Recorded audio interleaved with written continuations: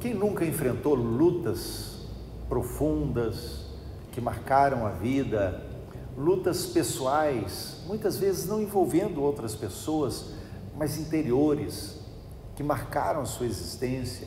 Muitas pessoas são marcadas na alma por essas lutas. E eu quero compartilhar sobre uma pessoa, um fato, um acontecimento bíblico que demonstra o fato de que Jesus está atento a isso, àqueles que passam por esse nível de prova. Isso nós lemos lá em Marcos capítulo 5, nos versos 24 em diante, quando relata a respeito de uma mulher que ela estava sofrendo já há 12 anos de uma hemorragia e ela já havia gasto tudo que ela tinha, todo o seu dinheiro tinha despendido com os médicos e ao invés de melhorar, só piorava. Mas o texto bíblico nos diz que ela, ouvindo a respeito de Jesus, ela resolveu ir até ele. Então, do verso 27 em diante, eu vou ler, está dizendo aqui que, tendo ouvido a fama de Jesus, vindo por trás dele, por entre a multidão, tocou-lhe as vestes. Porque ela dizia: se eu apenas lhe tocar as vestes, ficarei curada. E logo se lhe estancou a hemorragia e sentiu no corpo estar curada do seu flagelo. Jesus, reconhecendo imediatamente que dele saíra poder, virando-se no meio da multidão, perguntou: quem me tocou nas vestes? Responderam-lhe os discípulos: vês que a multidão te aperta e dizes: quem me tocou? Ele, porém, olhava ao redor para ver quem fizera isso. Então a mulher, atemorizada e tremendo, cônscia do que nela se operara, veio, prostrou-se diante dele e declarou-lhe toda a verdade. E ele lhe disse: filha, a tua fé te salvou, vai-te em paz e fica livre do teu mal. A primeira coisa que eu quero destacar aqui é que essa mulher era uma pessoa comum. Ela não era uma líder, ela não era alguém que tinha uma posição de destaque. Nós vemos muitas pessoas na Bíblia assim, mas essa mulher, nem o nome dela é mencionado. Ela era uma pessoa comum junto na multidão. Jesus estava sendo comprimido pela multidão, mas ela vem e toca nele. Então a primeira coisa que aparece é uma pessoa anônima. Não é que Deus não valorizasse a identidade dela, mas é simplesmente o fato de que ela se identifica com qualquer pessoa, seja alguém que tenha um nome, uma posição, uma riqueza, ou alguém que não tenha nada. Ela pode se identificar com qualquer um, comigo e com você também. Mas o texto diz que ela gastou muito dinheiro. Ela gastou muito dinheiro para tentar resolver o seu problema de saúde, e aquilo acabou.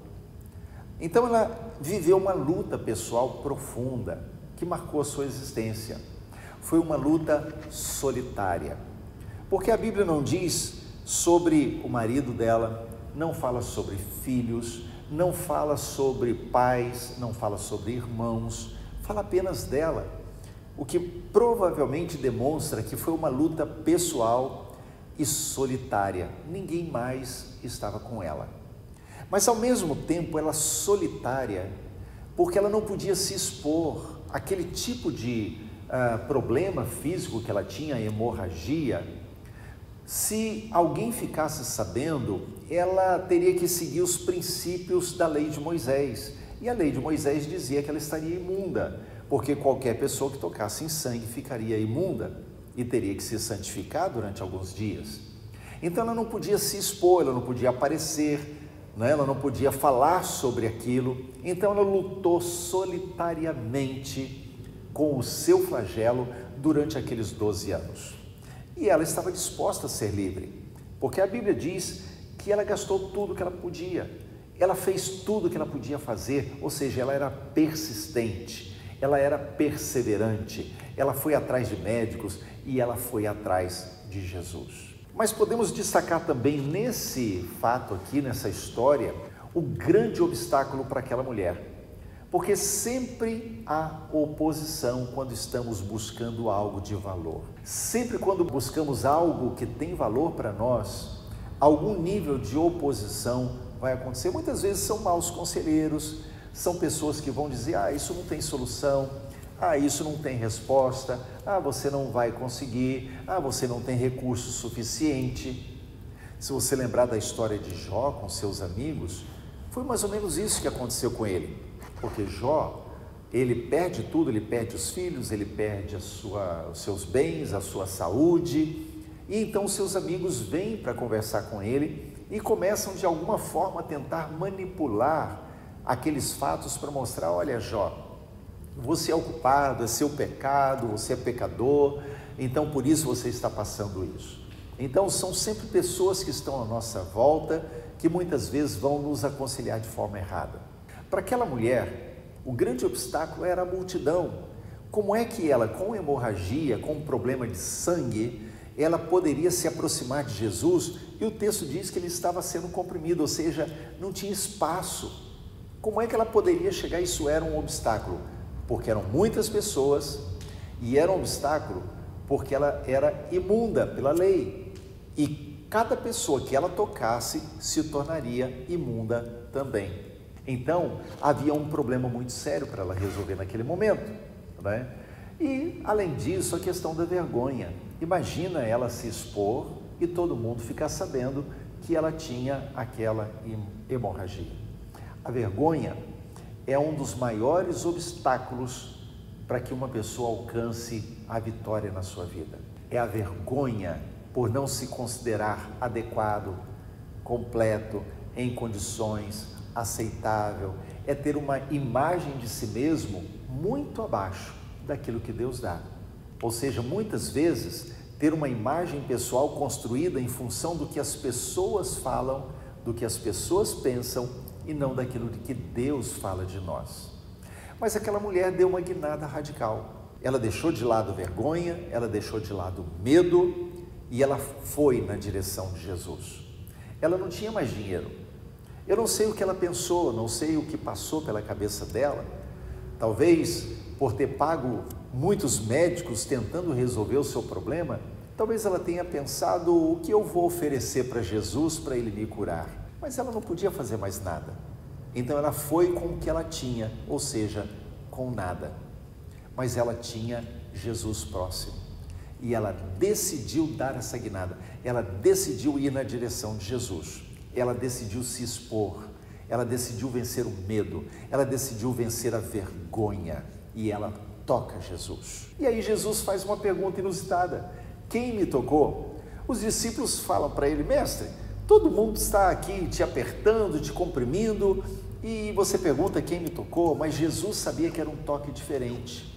Não era um toque de alguém que resvalava em Jesus, era o toque de alguém cujo coração estava entregue naquele momento, queria Jesus de verdade.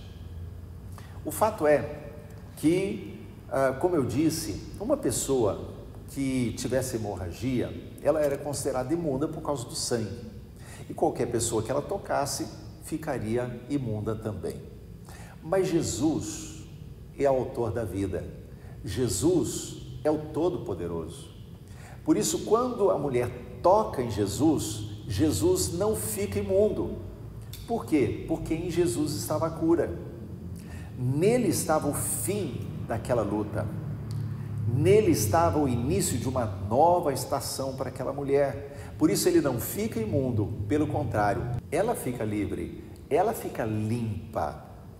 Por isso nós podemos dizer que muitas vezes há lutas que vêm na nossa vida para gerar em nós uma virada radical, para nos levar para uma nova estação. Talvez você esteja passando por uma luta pessoal, talvez não seja igual daquela mulher, mas uma luta que está marcando você nesse momento. Mas eu quero dizer, esse é o tempo de Deus para uma virada radical. Esse é um tempo de Deus para uma nova estação, para começar um tempo novo na sua vida. Nós precisamos deixar as armas humanas de lado. Aquela mulher tentou na forma humana e não conseguiu, mas quando ela foi a Jesus, a resposta chegou, porque em Jesus nós sempre vamos encontrar a resposta que nós precisamos.